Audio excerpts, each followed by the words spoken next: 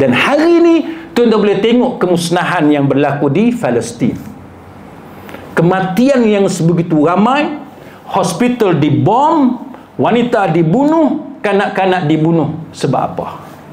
Sebab tuan-tuan sekalian, orang Yahudi Zionis ini, mereka ada satu amalan ataupun satu prinsip, satu arahan yang dipanggil sebagai the Hannibal Directive. Kan? The Hannibal Directive. Hannibal Directive ni apa dia? Hannibal Directive ni ialah tentera Israel boleh bunuh tentera Israel. Tentera Israel boleh bunuh rakyat dia sendiri. Atas sebab apa? Baik, ini yang sedang disebarkan. Cerita ni sekarang ni, kenapa kemusnahan yang dahsyat berlaku di Palestin. Ada orang kata Hamas yang buat, tapi ada cerita yang kata ni bukan Hamas yang buat, ni Israel yang buat. Baik, kenapa Israel sanggup buat, tuan-tuan? Sebab mereka ada apa yang dipanggil sebagai the Hannibal Directive. Apa dia arahan Hannibal ni? Hannibal ni, tuan-tuan, nama Hannibal ni dia asal daripada Rom. Dia perang dengan musuh dia. Maka Rom zaman dulu, tuan-tuan, dia ada satu general yang dia paling takut. Bukan general Rom, general musuh dia. Hak paling dia takut dalam banyak-banyak peperangan dia, ada satu general tentera musuh dia yang dia paling takut, namanya Hannibal. Jadi para pengkaji mengatakan istilah Hannibal yang tentera Zionis duk guna sekarang ni diambil daripada musuh yang paling ditakuti oleh Rom. Pasal apa Zionis ambil nama itu daripada musuh Rom? Sebabnya, tuan-tuan, Israel ni, tuan-tuan, dia telah dizalimi oleh Rom sekian lama. Tuan-tuan tahu kan, Yahudi dengan Kristian ni dia bertembung sekian lama. Sebagaimana kita dengan Yahudi, kita dengan Kristian, ikut sejarah, memang sejarah itu panjang. Maka dia ambil nama sempena musuh yang paling digeruni oleh Rom, nama dia General Hannibal. Jadi Hannibal Directive ni, arahan Hannibal ni ada satu top secret dalam tentera Zionis. Baik, bila dia top secret, macam mana bocor? Kan? Kalau dia top secret, agak-agak, tuan-tuan, siapa yang bocor? Pihak dia lah. Kan? Pihak dia sendiri yang bocorkan. Itu pada tahun 2003. Tuan-tuan boleh buka Al Jazeera punya website dan tuan-tuan tengok di Hannibal Directive. Baik. Macam mana rahsia yang dianggap sebagai top secret ini boleh bocor? Tahun 2003, kan? Tahun 2003, seorang doktor Israel, nama dia Avner Shiftan, dia ni telah dia telah melalui pelbagai pengalaman, dan termasuk benda yang dia buat, dia ni sebagai tentera simpanan Zionis di Lebanon. Baik. Lalu apa yang berlaku? Dia tengok benda ni sesuatu benda yang dia tak boleh terima. Kan, dia tak boleh terima. Lalu dia menghubungi satu media Israel untuk dia cerita apa yang dia lalui sebagai seorang reservist di Lebanon.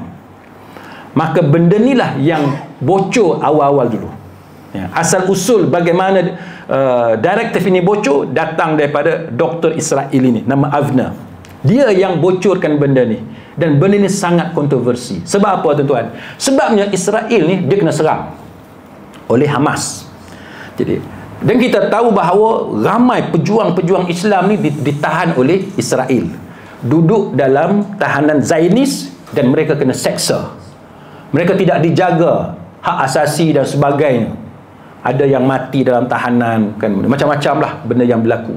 Jadi macam mana nak bebaskan tahanan pejuang Islam, pejuang Hamas dalam tahanan Israel?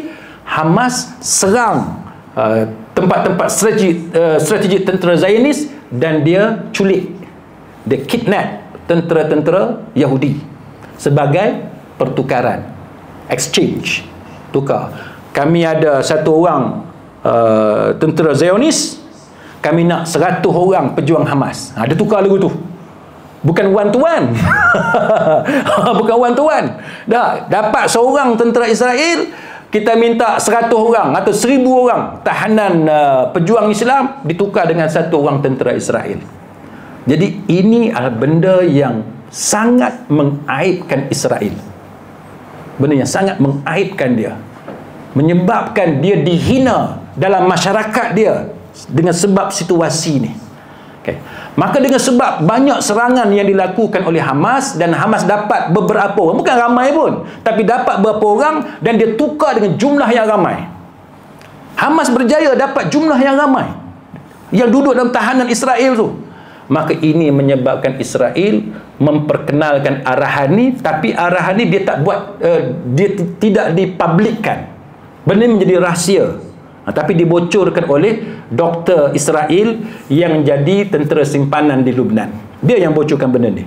Apa dia, tuan-tuan? Iaitu apabila musuh menyerang tentera Israel dan kita mengetahui bahawa dia telah membawa pergi 1 orang ataupun beberapa orang yang diculik, yang ditahan tentera Israel, maka hendaklah digunakan segala kemampuan untuk menghalang tentera tu daripada terus dilarikan oleh musuh, walaupun terpaksa mengorbankan tentera itu sendiri. Tuan-tuan nampak tak? Maknanya langkah pertama apa dia?